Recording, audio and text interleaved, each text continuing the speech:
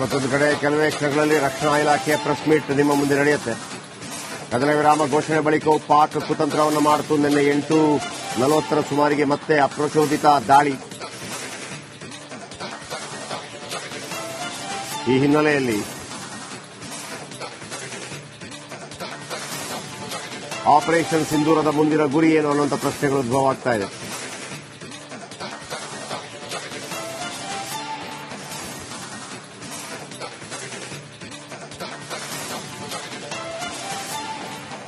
S, Abhishek ಮತ್ತೊಮ್ಮೆ ನಮ್ಮೊಂದಿಗೆ ನೇರ ಸಂಪರ್ಕದಲ್ಲಿದ್ದಾರೆ. ಅಭಿಷೇಕ್, ನಿರಂತರವಾಗಿ ನೀವು ಮತ್ತು ರಂಜಿತ್ ಹಿರಿಯಾರ್ ಸಾಕಷ್ಟು ಮಾಹಿತಿಗಳನ್ನು ಕೊಡ್ತಾ ಇದ್ದಾರೆ. ಕರ್ನಾಟಕದ ನಮ್ಮ ಅನೇಕ ವೀಕ್ಷಕರು ನಿಮ್ಮ ಈ ಅದ್ಭುತವಾದಂತಹ ಅಂದ್ರೆ ಗಡಿ ಪ್ರದೇಶದಿಂದ ಇಬ್ಬಿಬ್ರು ನಮ್ಮ ರಿಪೋರ್ಟರ್ಸ್ ಕೊಡ್ತಾ ಇರುವಂತಹ ಮಾಹಿತಿಗಳ ಬಗ್ಗೆ,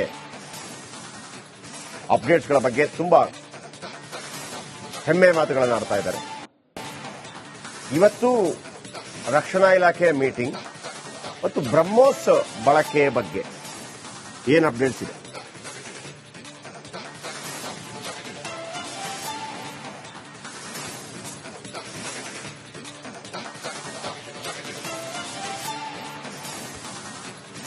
ಜಯಪ್ರಕಾಶ್ ಶೆಟ್ರೆ, ಸದ್ಯದ ಮಟ್ಟಿಗಿರುವಂತಹ ಅಪ್ಡೇಟ್, ರಕ್ಷಣಾ ಇಲಾಖೆ ಅಂತ ನಡೆಯುವಂತಹ ಮೀಟಿಂಗ್ ನಲ್ಲಿ ಫ್ರೀ ಹ್ಯಾಂಡ್ ಅನ್ನ ಈಗಾಗಲೇ ಕೊಡಲಾಗಿದೆ. ಅದನ್ನ ಯಾವಾಗ ಚಾಲ್ತಿಗೆ ತರಬೇಕು, ಯಾವ ಮಾರ್ಗದಲ್ಲಿ ತರಬೇಕು ಅನ್ನೋ ಒಂದು ಮಾಹಿತಿಯನ್ನ ವಿನಿಮಯ ಮಾಡಿಕೊಳ್ಳುವಂತ ಸಾಧ್ಯತೆ, ನಿರೀಕ್ಷೆ ಇರುವಂತದ್ದು ಮೊದಲನೇ ಅಪ್ಡೇಟ್ ಪಾಯಿಂಟ್. ಸದ್ಯಕ್ಕೆ ಕಾಶ್ಮೀರ ಹಾಗೂ ಶ್ರೀನಗರದ ಹಾಗೂ ಜಮ್ಮುವಿನ ಅನೇಕ ಭಾಗಗಳು ಬೂದಿ ಮುಚ್ಚಿದ ಕೆಂಡದಂತಾಗಿದೆ. ಯಾವಾಗ ಬೇಕಾದರೂ ಚಿಟಿಕೆ ಹೊಡೆಯುವಂತೆ ಇಲ್ಲಿರುವಂತಹ ಸೇನಾನಿಗಳು, ಇಲ್ಲಿರುವಂತಹ ಯೋಧರು ನೇರವಾಗಿ ನುಗ್ಗಿ ಹೊಡೆಯೋದಕ್ಕೆ ರೆಡಿ ಇದ್ದಾರೆ. ಎರಡನೇ ಪಾಯಿಂಟ್. ಮೂರನೇ ಪಾಯಿಂಟ್ ಏನು ಅಂದ್ರೆ, ಇಲ್ಲಿರುವಂತಹ ಸ್ಥಳೀಯರಿಗೆ, ಆ ಸ್ಥಳೀಯ ಆಸ್ತಿ ಪಾಸ್ತಿಗಳಿಗೆ ಹಾನಿಯಾಗದಂತ ನಿಟ್ಟಿನಲ್ಲಿ ಏರ್ ಡಿಫೆನ್ಸ್ ಸಿಸ್ಟಮ್ ಅನ್ನ ಈಗಾಗಲೇ ಚಾಲ್ತಿಗೆ ತರಲಾಗಿರುವಂತದ್ದು, ಆಕ್ಟಿವೇಟ್ ಮಾಡಲಾಗಿರುವಂತದ್ದು. ಅದನ್ನ ಖಂಡಿತವಾಗಿಯೂ ನಾವು ಕಣ್ಣಾರೆ ನೋಡಿರೋದ್ರಿಂದ ಯಾವುದೇ ಸೆಕ್ಟರ್ನಲ್ಲೂ ಯಾವುದೇ ಜಾಗದಲ್ಲೂ ಕೂಡ ಏಟಾಗಬಾರದು ಜನರಿಗೆ ಅನ್ನೋದು ಮೂರನೇ ಪಾಯಿಂಟ್ ಆಗುತ್ತೆ. ಏನ್ ಈ ಬೆಟ್ಟವನ್ನ ನೋಡ್ತಾ ಇದ್ದೀರಾ, ಇದೇ ಬೆಟ್ಟದ ಮೇಲೆ ನಾವು ನಿನ್ನೆ ನೋಡಿದ್ದು ಕನಿಷ್ಠ ಪಕ್ಷ 100ಕ್ಕೂ ಹೆಚ್ಚು ಡ್ರೋನ್ಗಳನ್ನ ಹೊಡೆದು ಉರುಳಿಸಿದ್ದಾರೆ. ಈ ಒಂದು ಬೆಟ್ಟ ಯಾವುದು ಅಂತ ರಿವೀಲ್ ಮಾಡೋದಕ್ಕಾಗೋದಿಲ್ಲ. ಈ ಒಂದು ಬೆಟ್ಟದ ಸುತ್ತಮುತ್ತ ಇರುವಂತಹ ಆರ್ಮಿಯ ಕ್ಯಾಂಪ್ ಯಾವುದು ಅಂತ ರಿವೀಲ್ ಮಾಡೋಕ್ಕಾಗೋದಿಲ್ಲ. ಆದ್ರೆ ಅತಿ ದೊಡ್ಡ ಆರ್ಮಿ ಕ್ಯಾಂಪ್ ಅದು ಅಂತ ಮಾತ್ರ ಮಾಹಿತಿಯನ್ನ ನಾವು ಕೊಡಬಹುದಾಗಿರುವಂತದ್ದು. ಆ ಒಂದು ಬೆಟ್ಟದ ಮೇಲೆ ಅನೇಕ ರೀತಿಯ ಫೈರಿಂಗ್ ಅನ್ನ ನಿನ್ನೆ ಮಾಡೋದಕ್ಕೆ ಪ್ರಯತ್ನ ಪಟ್ಟರು ಕೂಡ ಪಾಕಿಸ್ತಾನದ ಪ್ರಯತ್ನ ವಿಫಲ ಆಗಿರುವಂತದ್ದು. ಈ ವಿಫಲ ಪ್ರಯತ್ನವನ್ನ ಪಾಕಿಸ್ತಾನ ಇನ್ನ ಎಷ್ಟು ದಿನಗಳ ಕಾಲ ಮಾಡುತ್ತೆ ಗೊತ್ತಿಲ್ಲ. ಆದ್ರೆ ಈಗ ನುಗ್ಗಿ ಹೊಡೆಯುವ ಟೈಮ್ ಬಂದಿದೆ ಅನ್ನೋದು ಭಾರತೀಯರಾಗಿರುವಂತಹ ಪ್ರತಿಯೊಬ್ಬರು ಕೂಡ ಹೇಳ್ತಿರುವಂತದ್ದು. ಯಾಕಂದ್ರೆ ಇಷ್ಟು ದಿನ ಶಾಂತಿ ಮಂತ್ರ ಜಪಿಸಿದ್ದಾಯ್ತು. ನಮ್ಮ ಪ್ರಮುಖ ಟಾರ್ಗೆಟ್ಗಳಾಗಿದ್ದು ಪೆಹಲ್ಗಾಂವ್ನ ಇನ್ಸಿಡೆಂಟ್ ಆದ ನಂತರ ಈ ಉಗ್ರರ ಅಡಗುದಾನಗಳು, ಉಗ್ರರ ಆರ್ಗನೈಸೇಷನ್ ಪಾಯಿಂಟ್ಗಳು, ಉಗ್ರರ ಅಡ್ಮಿನಿಸ್ಟ್ರೇಟಿವ್ ಪಾಯಿಂಟ್ಗಳನ್ನು 9 ಸ್ಥಳಗಳಲ್ಲಿ ಹೊಡೆದು ಹಾಕಲಾಗಿತ್ತು. ಇದಾದ ನಂತರ ವಾಪಸ್ ಪಾಕಿಸ್ತಾನದಿಂದ ಸೀಸ್ಫೈರ್ ಉಲ್ಲಂಘನೆ ಆಗ್ತಿರುವಂತದ್ದು. ಎಲ್ಲೆಲ್ಲಿ ಸಾರ್ವಜನಿಕರು ಇರ್ತಾರೆ, ಎಲ್ಲೆಲ್ಲಿ ಅಮಾಯಕರು ಇರ್ತಾರೆ, ಅವರ ಮೇಲೆ ಗುಂಡಿನ ದಾಳಿ, ಶೆಲ್ಲಿಂಗ್ ದಾಳಿಯನ್ನ ಮಾಡಿ ಇಲ್ಲಿವರೆಗೂ ಮುಂದುವರೆಸ್ತಲೇ ಬಂದಿದ್ದಾರೆ. ಡಿಸ್ಪೈಟ್ ನೋಯಿಂಗ್ ನಮ್ಮ ಕಡೆಯಿಂದ ಯಾವುದೇ ರೀತಿಯಾದಂತ ಸಮಸ್ಯೆ ಅವರಿಗಿಲ್ಲ ಅಂದ್ರೂ ಕೂಡ ನಮ್ಮ ಜನರ ಜೀವವನ್ನು ತೆಗಿತಾ ಇದ್ದಾರೆ. ಇದಕ್ಕೆ ಪ್ರತ್ಯುತ್ತರವನ್ನ ಮಾತ್ರ ಭಾರತ ಈ ಸದ್ಯದ ಮಟ್ಟಿಗೆ ಕೊಡ್ತಿದ್ರು ಕೂಡ ಎಲ್ಲರೂ ಕೇಳ್ತಿರುವಂತದ್ದು ಪ್ರತ್ಯುತ್ತರ ಬೇಡ, ಯುದ್ಧವನ್ನ ಮಾಡೋಣ, ಸಶಸ್ತ್ರರಾಗಿದ್ದೇವೆ, ಒಂದಿಷ್ಟು ಜೀವಗಳು ದೇಶಕ್ಕಾಗಿ ನಾವು ಬಲಿ ಕೊಡಬೇಕಾದ್ರೂ ಸಾರ್ವಜನಿಕರಾಗಿ ನಾವು ಬರ್ತೇವೆ, ಬದಲಾಗಿ ಯಾಕೆ ಭಾರತೀಯ ಸೇನೆ ಈ ಸದ್ಯದ ಮಟ್ಟಿಗೆ ತಾಳ್ಮೆಯಿಂದ ಕುಳಿತಿದೆ ಅನ್ನೋದು ಪ್ರಶ್ನೆಗೆ ರಾಜತಾಂತ್ರಿಕ ನಡೆ ಇರಬಹುದು ಅಂತ ಮಾತ್ರ ನಾನು ಹೇಳಬಹುದಾಗಿರುವಂತದ್ದು. ಯಾವುದೇ ಆಲೋಚನೆ, ಯಾವುದೇ ನಿರ್ಧಾರವನ್ನ ಕೈಗೊಂಡ್ರು ಕೂಡ ಎಕಾನಮಿ ಇರ್ಬೋದು, ಪೊಲಿಟಿಕಲ್ ಇರ್ಬೋದು, ದೇಶದ ಭದ್ರತೆ ಇರ್ಬೋದು, ಎಲ್ಲ ಆಯಾಮಗಳನ್ನ ಗಮನಿಸಿಯೇ ಟಾರ್ಗೆಟ್ ಅನ್ನ. ಮತ್ತೊಂದು ಕಡೆ ಕೆಲವೇ ಕ್ಷಣಗಳಲ್ಲಿ ರಕ್ಷಣಾ ಇಲಾಖೆಯ ಪ್ರೆಸ್ ಮೀಟ್ ನಿಮ್ಮ ಮುಂದೆ ನಡೆಯುತ್ತೆ.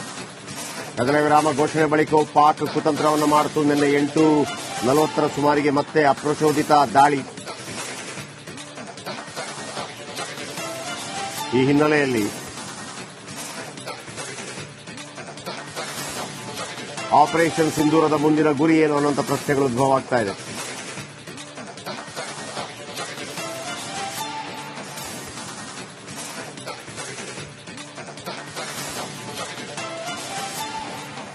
ಎಸ್, ಅಭಿಷೇಕ್ ಮತ್ತೊಮ್ಮೆ ನಮ್ಮೊಂದಿಗೆ ನೇರ ಸಂಪರ್ಕದಲ್ಲಿದ್ದಾರೆ. ಅಭಿಷೇಕ್, ನಿರಂತರವಾಗಿ ನೀವು ಮತ್ತು ರಂಜಿತ್ ಹಿರಿಯಾರ್ ಸಾಕಷ್ಟು ಮಾಹಿತಿಗಳನ್ನು ಕೊಡ್ತಾ ಇದ್ದಾರೆ. ಕರ್ನಾಟಕದ ನಮ್ಮ ಅನೇಕ ವೀಕ್ಷಕರು ನಿಮ್ಮ ಈ ಅದ್ಭುತವಾದಂತಹ ಅಂದ್ರೆ ಗಡಿ ಪ್ರದೇಶದಿಂದ ಇಬ್ಬಿಬ್ರು ನಮ್ಮ ರಿಪೋರ್ಟರ್ಸ್ ಕೊಡ್ತಾ ಇರುವಂತಹ ಮಾಹಿತಿಗಳ ಬಗ್ಗೆ, ಅಪ್ಡೇಟ್ಸ್ಗಳ ಬಗ್ಗೆ ತುಂಬಾ ಹೆಮ್ಮೆ ಮಾತುಗಳನ್ನು ಆಡ್ತಾ ಇದ್ದಾರೆ. ಇವತ್ತು ರಕ್ಷಣಾ ಇಲಾಖೆಯ ಮೀಟಿಂಗ್ ಮತ್ತು ಬ್ರಹ್ಮೋಸ್ ಬಳಕೆ ಬಗ್ಗೆ ಏನು ಅಪ್ಡೇಟ್ಸ್ ಇದೆ?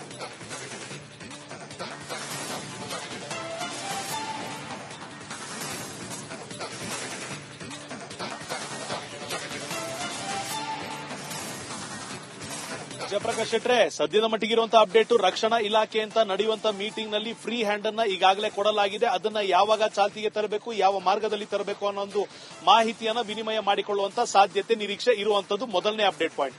ಸದ್ಯಕ್ಕೆ ಕಾಶ್ಮೀರ ಹಾಗೂ ಶ್ರೀನಗರದ ಹಾಗೂ ಜಮ್ಮುವಿನ ಅನೇಕ ಭಾಗಗಳು ಬೂದಿ ಮುಚ್ಚಿದ ಕೆಂಡದಂತಾಗಿದೆ. ಯಾವಾಗ ಬೇಕಾದರೂ ಚಿಟಿಕೆ ಹೊಡೆಯುವಂತೆ ಇಲ್ಲಿರುವಂತಹ ಸೇನಾನಿಗಳು, ಇಲ್ಲಿರುವಂತಹ ಯೋಧರು ನೇರವಾಗಿ ನುಗ್ಗಿ ಹೊಡೆಯೋದಕ್ಕೆ ರೆಡಿ ಇದ್ದಾರೆ. ಎರಡನೇ ಪಾಯಿಂಟ್. ಮೂರನೇ ಪಾಯಿಂಟ್ ಏನು ಅಂದ್ರೆ, ಇಲ್ಲಿರುವಂತಹ ಸ್ಥಳೀಯರಿಗೆ, ಆ ಸ್ಥಳೀಯ ಆಸ್ತಿ ಪಾಸ್ತಿಗಳಿಗೆ ಹಾನಿಯಾಗದಂತ ನಿಟ್ಟಿನಲ್ಲಿ ಏರ್ ಡಿಫೆನ್ಸ್ ಸಿಸ್ಟಮ್ ಅನ್ನ ಈಗಾಗಲೇ ಚಾಲ್ತಿಗೆ ತರಲಾಗಿರುವಂತದ್ದು, ಆಕ್ಟಿವೇಟ್ ಮಾಡಲಾಗಿರುವಂತದ್ದು. ಅದನ್ನ ಖಂಡಿತವಾಗಿಯೂ ನಾವು ಕಣ್ಣಾರೆ ನೋಡಿರೋದ್ರಿಂದ ಯಾವುದೇ ಸೆಕ್ಟರ್ನಲ್ಲೂ ಯಾವುದೇ ಜಾಗದಲ್ಲೂ ಕೂಡ ಏಟಾಗಬಾರದು ಜನರಿಗೆ ಅನ್ನೋದು ಮೂರನೇ ಪಾಯಿಂಟ್ ಆಗುತ್ತೆ. ಏನ್ ಈ ಬೆಟ್ಟವನ್ನ ನೋಡ್ತಾ ಇದ್ದೀರಾ, ಇದೇ ಬೆಟ್ಟದ ಮೇಲೆ ನಾವು ನಿನ್ನೆ ನೋಡಿದ್ದು ಕನಿಷ್ಠ ಪಕ್ಷ 100ಕ್ಕೂ ಹೆಚ್ಚು ಡ್ರೋನ್ಗಳನ್ನ ಹೊಡೆದು ಉರುಳಿಸಿದ್ದಾರೆ.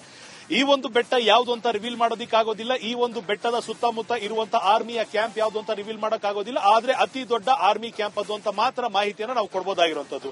ಆ ಒಂದು ಬೆಟ್ಟದ ಮೇಲೆ ಅನೇಕ ರೀತಿಯ ಫೈರಿಂಗ್ ಅನ್ನ ನಿನ್ನೆ ಮಾಡೋದಕ್ಕೆ ಪ್ರಯತ್ನ ಪಟ್ಟರು ಕೂಡ ಪಾಕಿಸ್ತಾನದ ಪ್ರಯತ್ನ ವಿಫಲ ಆಗಿರುವಂತದ್ದು.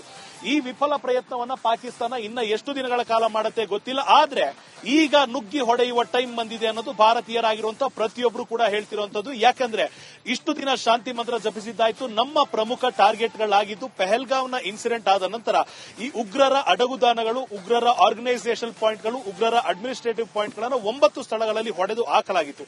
ಇದಾದ ನಂತರ ವಾಪಸ್ಸು ಪಾಕಿಸ್ತಾನದಿಂದ ಸೀಸ್ ಫೈರ್ ಉಲ್ಲಂಘನೆ ಆಗ್ತಿರುವಂತದ್ದು. ಎಲ್ಲೆಲ್ಲಿ ಸಾರ್ವಜನಿಕರು ಇರ್ತಾರೆ, ಎಲ್ಲೆಲ್ಲಿ ಅಮಾಯಕರು ಇರ್ತಾರೆ, ಅವರ ಮೇಲೆ ಗುಂಡಿನ ದಾಳಿ, ಶೆಲ್ಲಿಂಗ್ ದಾಳಿಯನ್ನ ಮಾಡಿ ಇಲ್ಲಿವರೆಗೂ ಮುಂದುವರೆಸ್ತಲೇ ಬಂದಿದ್ದಾರೆ. ಡಿಸ್ಪೈಟ್ ನೋಯಿಂಗ್ ನಮ್ಮ ಕಡೆಯಿಂದ ಯಾವುದೇ ರೀತಿಯಾದಂತ ಸಮಸ್ಯೆ ಅವರಿಗಿಲ್ಲ ಅಂದ್ರೂ ಕೂಡ ನಮ್ಮ ಜನರ ಜೀವವನ್ನು ತೆಗಿತಾ ಇದ್ದಾರೆ. ಇದಕ್ಕೆ ಪ್ರತ್ಯುತ್ತರವನ್ನ ಮಾತ್ರ ಭಾರತ ಈ ಸದ್ಯದ ಮಟ್ಟಿಗೆ ಕೊಡ್ತಿದ್ರು ಕೂಡ ಎಲ್ಲರೂ ಕೇಳ್ತಿರುವಂತದ್ದು ಪ್ರತ್ಯುತ್ತರ ಬೇಡ, ಯುದ್ಧವನ್ನ ಮಾಡೋಣ, ಸಶಸ್ತ್ರರಾಗಿದ್ದೇವೆ, ಒಂದಿಷ್ಟು ಜೀವಗಳು ದೇಶಕ್ಕಾಗಿ ನಾವು ಬಲಿ ಕೊಡಬೇಕಾದ್ರೂ ಸಾರ್ವಜನಿಕರಾಗಿ ನಾವು ಬರ್ತೇವೆ. ಬದಲಾಗಿ ಯಾಕೆ ಭಾರತೀಯ ಸೇನೆ ಈ ಸದ್ಯದ ಮಟ್ಟಿಗೆ ತಾಳ್ಮೆಯಿಂದ ಕುಳಿತಿದೆ ಅನ್ನೋದು ಪ್ರಶ್ನೆಗೆ ರಾಜತಾಂತ್ರಿಕ ನಡೆ ಇರಬಹುದು ಅಂತ ಮಾತ್ರ ನಾನು ಹೇಳಬಹುದಾಗಿರುವಂತದ್ದು. ಯಾವುದೇ ಆಲೋಚನೆ, ಯಾವುದೇ ನಿರ್ಧಾರವನ್ನ ಕೈಗೊಂಡ್ರು ಕೂಡ ಎಕಾನಮಿ ಇರ್ಬೋದು, ಪೊಲಿಟಿಕಲ್ ಇರ್ಬೋದು, ದೇಶದ ಭದ್ರತೆ ಇರ್ಬೋದು, ಎಲ್ಲ ಆಯಾಮಗಳನ್ನ ಗಮನಿಸಿಯೇ ಟಾರ್ಗೆಟ್ ಅನ್ನ. ಮತ್ತೊಂದು ಕಡೆ ಕೆಲವೇ ಕ್ಷಣಗಳಲ್ಲಿ ರಕ್ಷಣಾ ಇಲಾಖೆಯ ಪ್ರೆಸ್ ಮೀಟ್ ನಿಮ್ಮ ಮುಂದೆ ನಡೆಯುತ್ತೆ. ಕದನ ವಿರಾಮ ಘೋಷಣೆ ಬಳಿಕವೂ ಪಾಕ್ ಕುತಂತ್ರವನ್ನು ಮಾಡಿತು. ನಿನ್ನೆ 8:40 ಸುಮಾರಿಗೆ ಮತ್ತೆ ಅಪ್ರಚೋದಿತ ದಾಳಿ. ಈ ಹಿನ್ನೆಲೆಯಲ್ಲಿ ಆಪರೇಷನ್ ಸಿಂಧೂರದ ಮುಂದಿನ ಗುರಿ ಏನು ಅನ್ನುವಂಥ ಪ್ರಶ್ನೆಗಳು ಉದ್ಭವ ಆಗ್ತಾ ಇದೆ.